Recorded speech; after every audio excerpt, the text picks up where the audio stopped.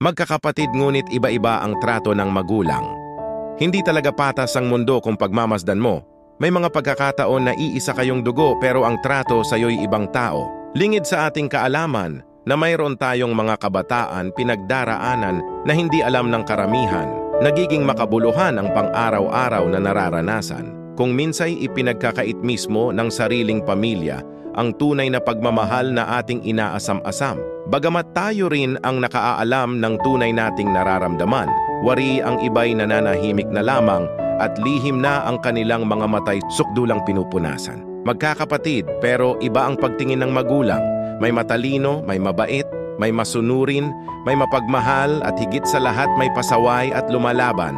Pero ang tanong, bakit nga ba tayong kabata ay malambot ang puso pagdating sa ating mga damdaming nasusugatan? Bakit si kuya o bakit si ate o bakit si bunso? Mga katanungang hindi mo naman sinasadyang masaktan pero pinipilit ng pusong magdamdam. Alam natin sa sarili natin na tayo'y pare-parehong mahal ng ating magulang pero iniisip pa rin natin na parang may kulang, na parang hindi tayo kabilang. Sa mga sandaling nakikita mo ang iyong inang masaya sa kanila kapag rank 1 sa paaralan. O kapag nakikita mo si ama na akbay balikat pa sa iyong kuyang parang magtropa ang turingan, habang ikay tahimik lang at nagmamasid sa bawat halakhak nilang turan. Minsan ibinababa mo na lang ang sarili mo at tinuturing mo itong walang silbi.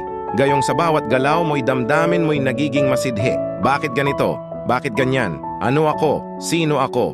Iniisip gabi-gabi. Minsay nagawa mong palpak yaring bilis ng galit ng iyong ama't ina habang sila'y araw-araw puring-puri sa gawang nakakalubag ng saya. Mahirap magtanim ng galit pero tila'y ipinagtutulakan ng dilim ang puso mong nais ng mapunit. Iisipin mo na lamang na bakit hindi patas ang trato na tila isang krayola na taliwas ang bawat nitong guhit. Kung sila'y naiiba ang daan, kinukulayan sa anggulong dapat pare-parehong tinututukan. Parang ako, yung puti kulay na kapag higit na maganda ang iba'y tataklubat sasapawan. Marahil ganito talaga ang buhay natin sa mundo.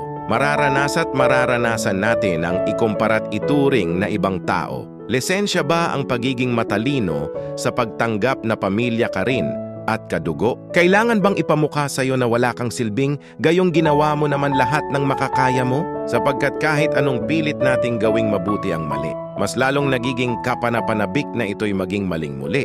Ang hirap maging kadugo habang turing sa'yo'y ibang tao. At ang hirap magpakatao sa bawat pagkilos mo'y parang hayop na nakatali sa dilim ng kwarto. Sakaling mayroon man na magagandang bagay na nangyayari sa tulad nating nakararanas nito, yun ay ang motivation na nagtutulak sa atin upang maging malakas sa lahat ng hamon na kanilang ibinabato hindi lang sa atin puso, sa halip ay sa atin pagkatao. Gayunpaman ang sitwasyon ay iwasan pa rin magtanim ng galit sa kanila, magulang mo pa rin sila't maaaring itinutuon lamang nila ang iyong atensyon upang maging malakas ka pa sa lahat ng hamon. No matter what happens, I hope we don't instill hatred in our parents. As much as possible, we understand them and we get better as their children. Nagustuhan mo ba ang kwento ko? Kung yes, mag-follow ka na sa Noe Fact Stories. Maraming salamat.